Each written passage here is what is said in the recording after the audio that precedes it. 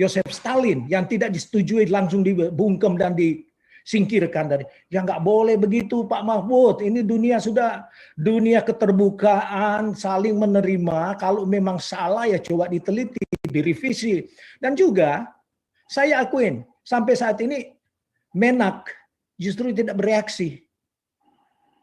Yang bereaksi ini kok yang lebih tinggi dari posisi yang seharusnya suarakan secara transparansi di Indonesia. Kalau menekan Pak Ibrahim, suarakan juga dong bagaimana MKC dan Somats yang sampai saat ini dia bebas tanpa ada komen sedikit pun dari seluruh aparat tertinggi di Indonesia. Tidak sesuai dengan yang apa Bapak mau, Bapak boleh terima atau tidak nasihat, namanya juga nasihat. Sama seperti Bapak menyarankan harus menghilangkan 300 ayat.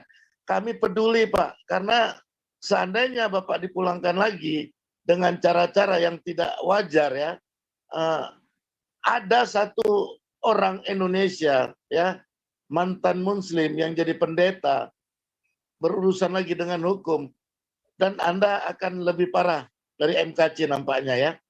Di penjara itu Anda akan diperlakukan akan lebih parah.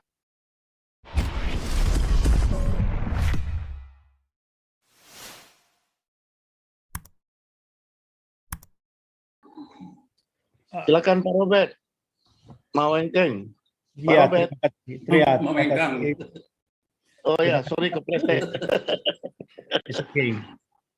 Ya, jadi begini Pak ya, saya melihat dari sisi yang lain, di mana substansi pada malam hari ini di Indonesia lebih kepada masalah pribadi daripada Saifuddin Ibrahim. Ya saya tidak mengenal beliau dan saya tidak ada kontak, tetapi kenapa substansi ini ke dia? Bukankah kita perjuangan untuk keadilan bersama, untuk menuntut pemerintah, supaya pemerintah itu berlaku adil lah. Kan ini dijadikan polemik, sepertinya ada persoalan. Itu yang saya baca, apa yang disampaikan oleh Sekjen dari PGI sendiri. Di sini tidak ada polemik sebenarnya. Terjadi polemik karena ada respons terlalu cepat daripada Mahfud MD.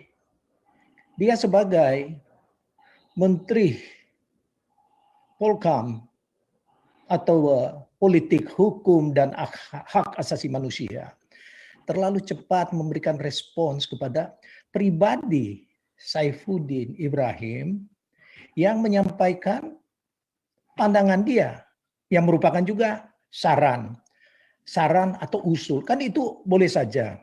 Dan itu ditujukan kepada Menteri Agama, bukan kepada Menko Polkam. Jadi ini yang menjadi suatu keanehan di Indonesia. Persoalan Somat, MKC, Mahfud ini tidak pernah memberikan suatu komentar.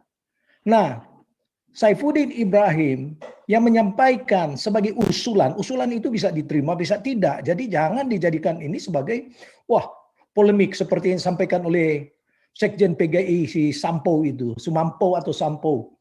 Jadi hal ini kita mungkin salah melihat arah daripada persoalan yang kita justru ingin tuntut. Kenapa koordinator Polkam ini terlalu sensitif dengan pernyataan daripada Pak Ibrahim. Ini menunjukkan bahwa Mahfud MD ini, maaf ya, saya katakan cetek.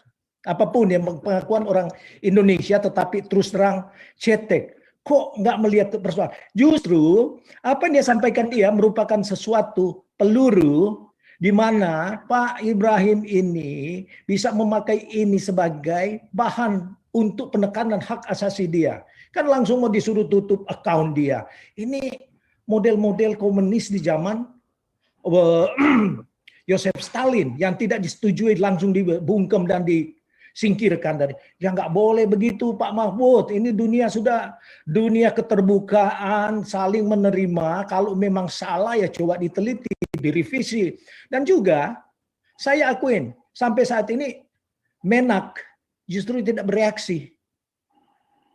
Yang bereaksi ini kok yang lebih tinggi dari posisi yang seharusnya suarakan secara transparansi di Indonesia. Kalau menekan Pak Ibrahim, suarakan juga dong bagaimana MKC dan Somats yang sampai saat ini dia bebas tanpa ada komen sedikit pun dari seluruh aparat tertinggi di Indonesia. Dan memang jelas seorang rakyat itu adalah bagian tertinggi dari kedaulatan. Itu sudah jelas. Jadi siapapun boleh berkomentar. Pemerintah itu adalah public servant, pelayan-pelayan masyarakat. Jadi jangan seenaknya mentang-mentang saya menduduki jenderal. Jenderal itu tidak ada kalau tidak ada rakyat yang dia pimpin. Begitu juga para menteri, presiden sekalipun. Jangan dong berlaku adil. Kalau tidak setuju dengan pandangan-pandangan daripada MKC, ya cobalah diperhatikan. Jangan belum diurus langsung dikasih makan tai kotoran manusia. Ini tandanya biadab itu, bangsa yang seperti ini. Dan sampai saat ini Bonaparte tidak pernah diberikan suatu nyatakan dong. Jadi kita ini dari luar melihat bahwa Indonesia ini bobrok hukumnya. Dan selalu saya bilang labil, disesuaikan dengan siapa yang berkuasa, kepentingan siapa, dan untuk mendapatkan uang sampai di mana. Dan semuanya ini kan dengan identitas agama yang dipakai sebagai mayoritas. Itu juga pembentukan partai. Partai-partai yang berkuasa ini adalah partai yang dibentuk dengan asal ya simbol-simbolnya itu menunjukkan bulan bintang dan segalanya. Padahal apa yang dilakukan dan di mana mereka pernah disinggung oleh Pak Mahfud MD dan Abbas Hasan. Bahkan yang ingin dibubarkan itu Densus 88. Di mana pernah disinggung soal Fadlison yang membiayai teroris di dalam perjuangan di Suriah sana, membantu ISIS. Tidak pernah. Pak Ibrahim ini seenaknya. Tidak ada apa-apanya tuh Pak Ibrahim. Kita tidak kenal dia, nggak ini. Tapi pasti dunia internasional akan mensupport dia. Sama dengan di Ukraine. Sorry Pak Putih, kita beda mungkin pendapat, tetapi kita menyampaikan kita tadi bilang, enggak Pak, kita tadi bilang Pak Mahfud jangan baper, urus dulu dalam negeri. Ya, kita itu tujuannya. Kita tadi nasihatin Pak Mahfud jangan baper, kan itu Pak. Iya, jadi di dalam terlalu banyak. Cuman Pak Saifuddin kita saran jangan terlalu mengorek-ngorek karena sayang beliau Pak. Ya, kita sayang sekali Pak. Ya, saya melihat dari perspektif yang lain Pak. Ya, saya menghargai masukan daripada siapapun, Pak Putih, Pak Santiamer, tapi saya melihat daripada perspektif yang berbeda.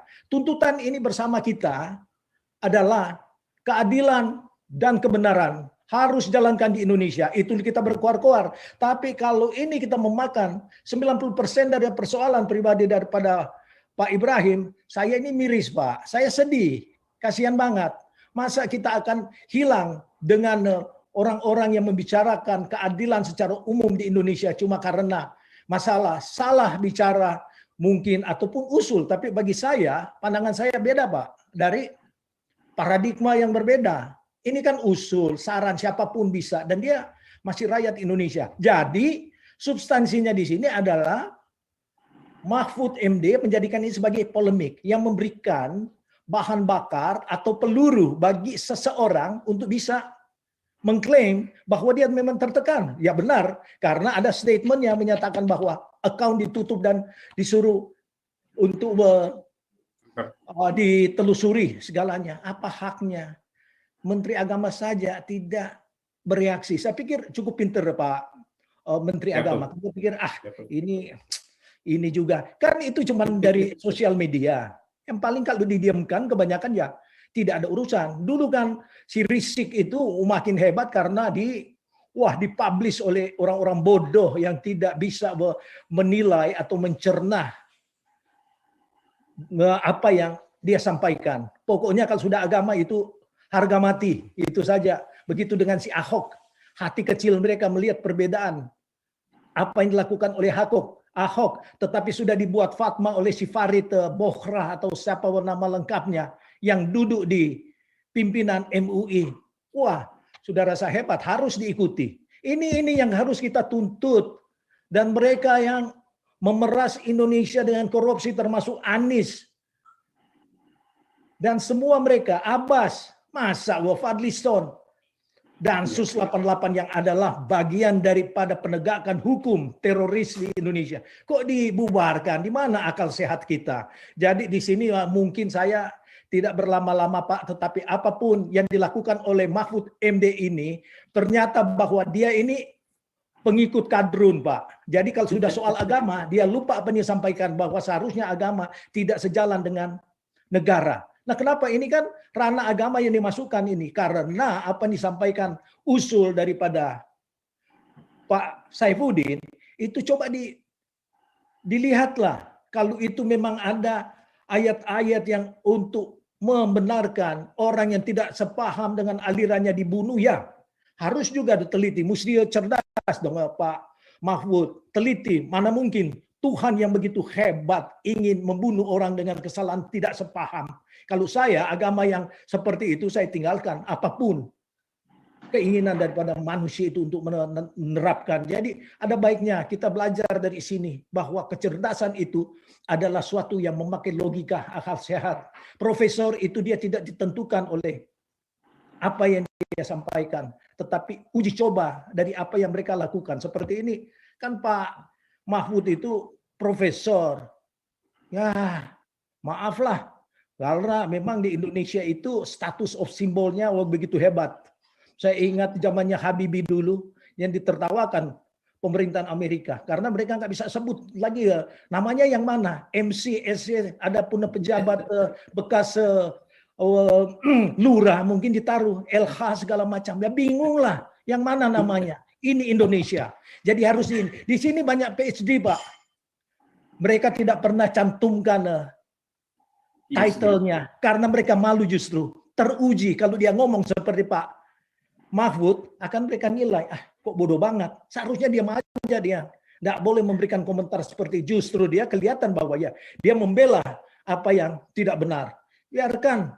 Karena kan kalau memang ada itu melanggar hukum ya ujilah secara hukum. Tapi karena hukum di Indonesia tidak tegak maka itulah masalahnya. Mereka saling cepat untuk memberikan suatu opini-opini untuk jadikan polemik dan akan dijadikan sebagai produk hukum yang mereka inginkan. Jadi saya setuju SKB 2 menteri, 3 menteri, 10 menteri pun tidak perlu. Tidak perlu. Pancasila ini adalah dasar suatu negara.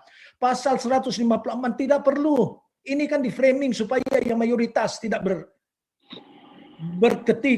berkuasa untuk atau memberikan pandangan atau saran. Jadi ini dibuat-buat. Selalu saya analogi, hukum di Indonesia adalah bongkar pasang mobil. Apa yang mereka inginkan, dirusak dulu supaya biayanya lebih mahal. Dan diprioritaskan kepada apa yang mereka inginkan. Yaitu produk-produk korupsi dan kedudukan cari panggung. Sekian Pak, terima kasih. Oke. Jadi perspektif ini semuanya kita punya alasan ya, punya pertimbangan seturut dengan pengalaman hidup, dan kita tidak bisa abaikan itu semua karena teman-teman kita ini berbicara berdasarkan apa yang mereka lihat, berdasarkan apa yang mereka analisa. Jadi sekali lagi kami tetap nasihatin Pak Mahfud MD jangan terlalu baper, yang begini diurus berlebihan ya, overacting ya. Tapi cobalah lihat ada begitu banyak persoalan hukum di Indonesia, Bapak tidak respon.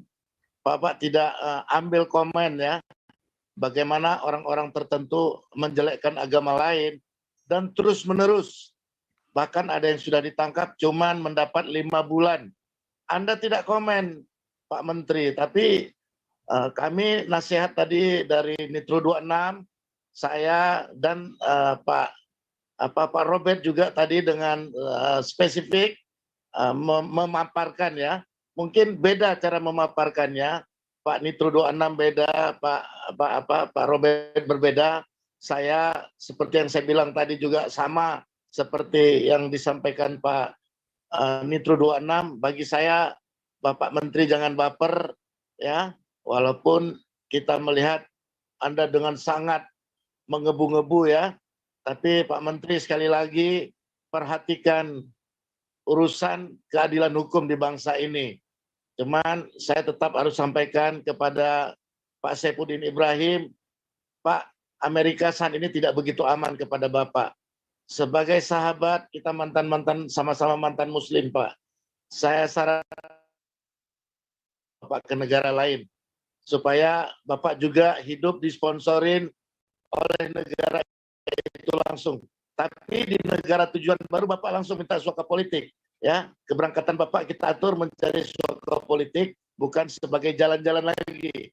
Bapak tenang, Pak, karena perbedaan di antara kita tetap ada, Pak. Kita latar belakang berbeda, ibu papa kita berbeda, cuman Tuhan kita sekarang sama, Tuhan Yesus.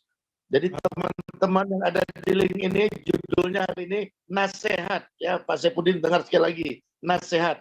Jangan salah paham. Mungkin tidak sesuai dengan yang apa Bapak mau. Bapak boleh terima atau tidak nasihat, namanya juga nasihat. Sama seperti Bapak menyarankan harus menghilangkan 300 ayat. Kami peduli, Pak, karena seandainya Bapak dipulangkan lagi dengan cara-cara yang tidak wajar, ya, ada satu orang Indonesia, ya, mantan Muslim yang jadi pendeta, berurusan lagi dengan hukum, dan Anda akan lebih parah dari MKC nampaknya, ya. Di penjara itu Anda akan diperlakukan akan lebih parah. Karena apa? Ini sudah sindikat, Pak. Sindikat bagaimana mantan-mantan Muslim ini yang sudah terima Yesus, mereka ingin bungkam habis-habisan, Pak. Ya, jadi bukan kita takut, Pak. Kalau takut tidak mungkin Bapak pernah masuk dalam penjara. Tetapi kita harus dengan kepala terbuka, harus dengan bijaksana. Ya, Bapak lebih bermanfaat kalau ada di luar bersama dengan kami. Walaupun kita pernah lihat Bapak pernah ada di penjara sana bisa membaptis 160 orang, Pak. Tapi kalau Bapak masuk sekali lagi ada resiko-resiko. Itu analisa kami, bisa benar bisa salah. Tapi kalau memang Tuhan izinkan Bapak harus ke penjara lagi, siapa saya si putih ini, ya kan? Urusan sekolah aja nggak tamat-tamat, ya. Saya bingung, saya sekolah nggak tamat-tamat. Ambil jurusannya kali saya salah. Karena saya ambil jurusan rendah hati. Sampai hari ini saya nggak tamat-tamat. Jadi kalau ada yang sudah tamat jurusan rendah hati, saya menjadikan mereka itulah guru kepada saya. Ya, ini teman-teman ya, tolong bantu. Judul kita nasihat untuk Saifuddin Ibrahim, kemudian Gilbert dan Mahfud MD. Tapi nggak ada yang singgung Pak Gilbert ini. Kenapa ya? Nggak ada yang mau nasihat kepada Pak Gilbert. Pak Robert bisa nasihatin Pak ini, Pak, memberi nasihat kepada Pak Gilbert, Pak. Silakan, Pak. Ya beginilah, Pak, ya.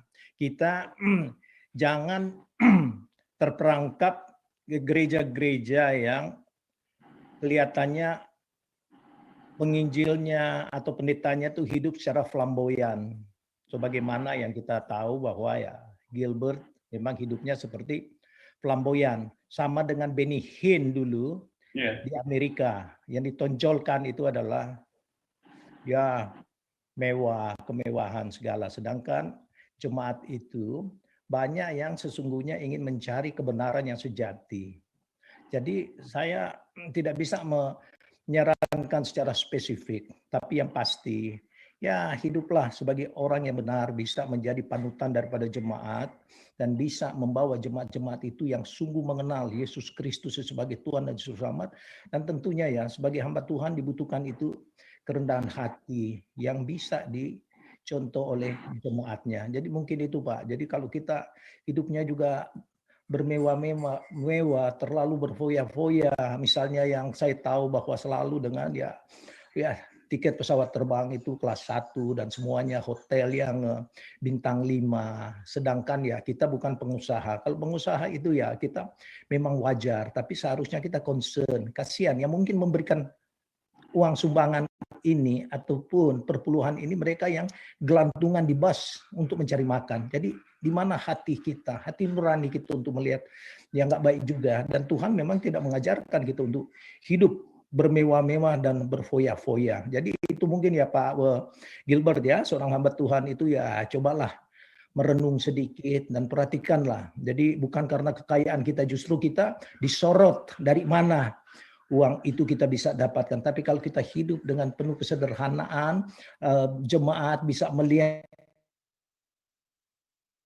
karena gedungnya dan pemakaian arloji atau jam tangan yang 15 M, justru itu jemaat yang smart akan meneliti. Nah, ini apa ini gitu loh. Jadi itu aja mungkin Pak Putih, dan semoga juga hamba-hamba Tuhan yang lain ya, kita support lah apapun yang baik untuk keselamatan manusia mengenal Yesus Kristus. Terima kasih Pak Putih.